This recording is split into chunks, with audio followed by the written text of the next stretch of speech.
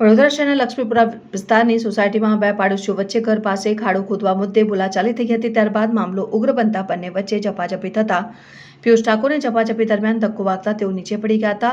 તેમને માથામાં ગંભીર ઈજા પહોંચતા તેઓ બેશુદ્ધ થઈ ગયા હતા અને જેથી તેમને હોસ્પિટલમાં સારવાર માટે લઈ જતા હાજર તબીબે મૃત જાહેર કર્યા હતા।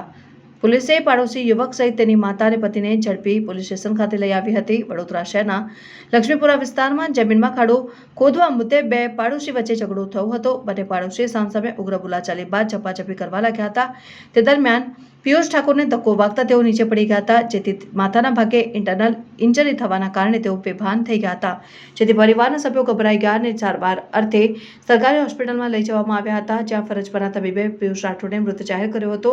ઘટનાની જાણ થતાં પોલીસની ટીમ ઘટના સ્થળે દોડી આવી હતી અને પોલીસ દ્વારા લાશનું પોસ્ટમોર્ટમ કરવાની કાર્યવાહી હાથ ધરાઈ। બીજી તરફ પોલીસે પાડોશી પંકજ પંચાલ અને માતા પત્નીને પોલીસે સ્ટેશન લાવીને આગળની કાર્યવાહી હાથ ધરી છે। અત્રે ઉલ્લેખનીય છે કે ગોરવા પોલીસ સ્ટેશનના પીઆઈ કિરીટ લાઠિયા પણ હોસ્પિટલમાં દોડી આવ્યા હતા।